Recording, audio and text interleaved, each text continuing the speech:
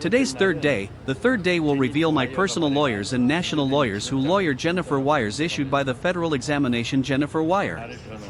I'll tell you all why the federal courts are raising cases by creating such a facial.com, despite the fact that they have a court register.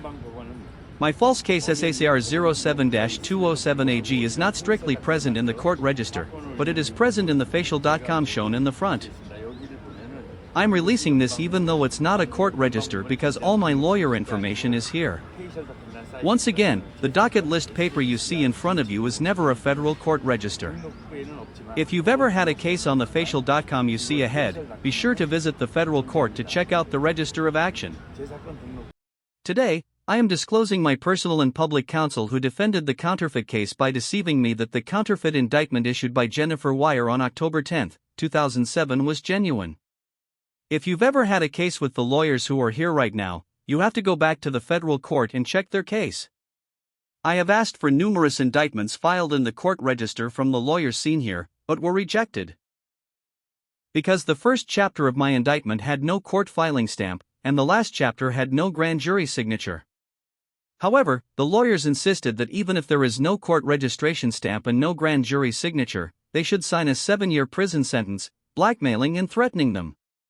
Sign a 9.5-year sentence or they will have a jury trial and put him in jail for 30 years. Because there are these fraudulent lawyers, I think federal court prosecutors and judges feel free to issue counterfeit indictments and try them as counterfeit indictments. They are not lawyers, they are the main culprits leading the kidnapping of federal courts. I had a jury trial for 3 days from October 13 to 15, 2009 with a forged indictment. An unregistered case prosecutor Jennifer Wire, Judge Andrew Guilford and all my lawyers had 3 days of jury trial by showing the jury a counterfeit indictment and false evidence, and the ignorant citizen jury was guilty of a counterfeit indictment and false evidence. Except in the U.S. federal courts, there will be few countries that call innocent citizens to federal court and hold jury trials while providing false charges. My first public defender, Thomas Walson, was nominated by a federal court on October 1, 2007, but I resigned within a day. My second personal lawyer, Samuel Yim, asked me to return the money for $15,000 and quit in 3 days, saying he was pleading with my counterfeiting case, and I couldn't see it after that. They paid $10,000 to Michael D. Nazatir, a third lawyer, $25,000 to James C. Kim, to plead in a forgery case that did not exist on the federal court register, but they also blackmailed the case as if it were real.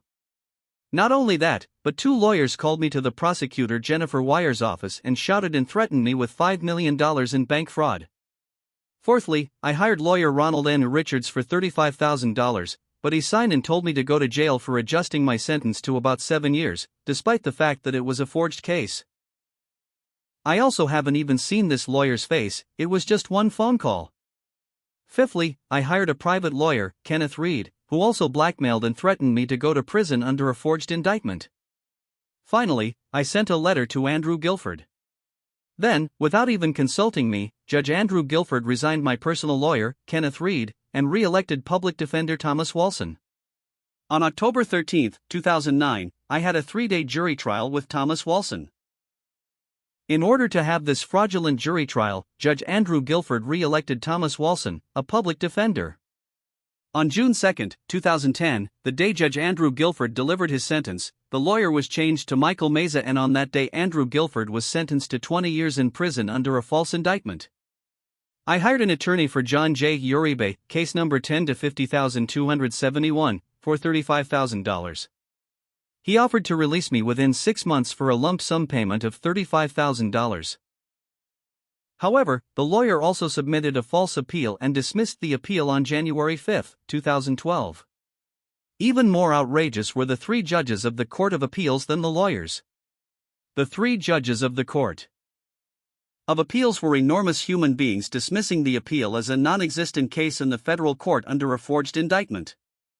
Appeals case number 10-50271. I sent a letter to 3 lawyers of appeal demanding their release, but they remained silent. I have been in federal prison illegally for 18 years since September 30, 2007, being tortured daily by these fraudulent lawyers. Tomorrow I will release the prison warden who viciously tortured me every day.